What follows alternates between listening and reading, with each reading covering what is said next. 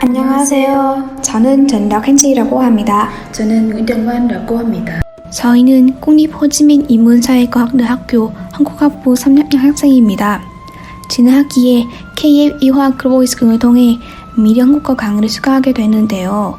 이 과목에서 배우는 것을 통해 한국어는 물론 한국 사회와 문화를 더 많이 알게 되었습니다. 그 중에서 저에게 가장 인상 깊었던 주제는 추석입니다. 그래서 다음은 한국과 베트남의 추석에 대한 공통점과 차이점을 말씀드리겠습니다. 한국과 베트남은 모두 한자 문화권을 속하기 때문에 명절과 같은 문화적으로 비슷한 점이 많이 있으며 그 중에서 추석은 빼놓을 수 없습니다. 베트남에서 추석은 떼춤토라고 합니다.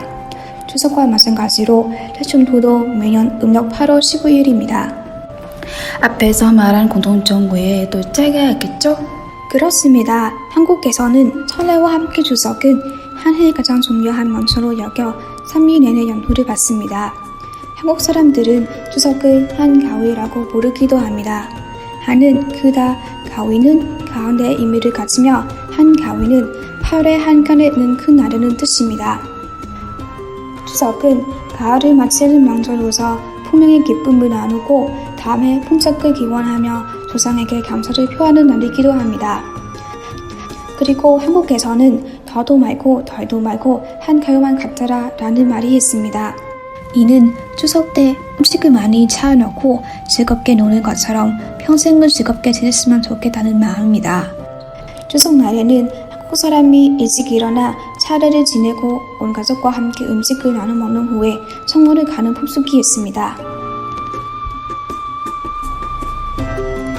한국과 달리 베트남에서는 떼춤토가 경휴일이 아닙니다. 초창기에는 베트남의 떼춤토 때 가족들이 모여 보름달을 바라보면서 풍작을 기원하며 조상들에게 제사를 했습니다. 하지만 열대기 후 좋은 풍토 등 자연조건이 풍부한 베트남에서 1년에 벼 농사를 이삼모작하며 이런 풍습이 점차 사라졌습니다. 오늘날의 떼춤토는 오히려 어린이를 위한 명절로 남아있습니다. 베트남의 추석은 왜 어린이를 위한 명절로 바뀌었을까요? 위에서 말한 듯이 베트남은 풍부한 자연 조건을 가지면서 추석을 지내는 풍습이 점차 사라졌는데요. 하지만 1945년 베트남 독립 이후 첫 추석을 맞이하여 어린이들의 편안과 안전을 바라는 마음으로 호지민 주석이 전국 어린이들에게 글을 썼습니다. 이러한 계기로 베트남의 추석은 어린이를 위한 날의 거꾸로 바꿨던 것 같습니다. 그럼 훈현 씨, 한국과 베트남 추석에 대표하는 음식이 있겠죠? 한국에서는 햅쌀로 만든 반타 모양의 떡인 송편이 없으면 추석의 분위기가 없어진다는 말이 있습니다. 그래서 추석마다 가족들이 옹기종기 모여 앉아 송편을 예쁘게 빚습니다. 예쁜 송편을 빚으면 예쁜 아이를 낳을 수 있다고들 하잖아요. 반면에 문케이라고도 불리는 과평은 추석의 베트남 가정에서 복합거란 떡입니다.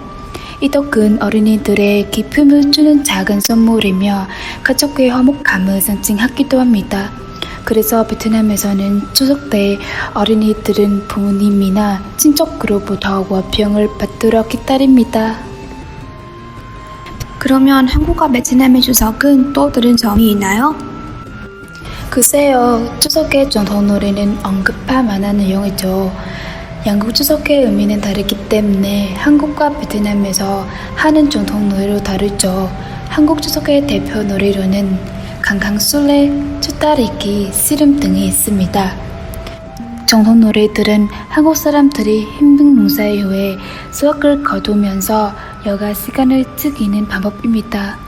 놀이를 통해서 조상에게 감사를 표하기도 하고 다음 해의 봄짝을 기원하기도 합니다. 정말 신기하네요. 그럼 베트남의 추석에는 어떤 놀이가 있을까요? 조선은 밤이 되면 용 모양 달춤을 가지고 춤을 추는 물렁은 흔히 볼 수 있는 놀이입니다. 글자 그대로 물렁은 용춤입니다. 그리고 어린이들은 홀릉등, 벼 모양 등부, 가명 등과 같은 것을 들면서 밖으로 돌아다니고 마음껏 요즘도 볼 수 있습니다. 집안의 어른들이 농사짓기에 바빠 한동안 소홀히 있던 자녀들을 위로한다는 뜻에서 아이들을 위한 이 전통놀이가 많이 열립니다.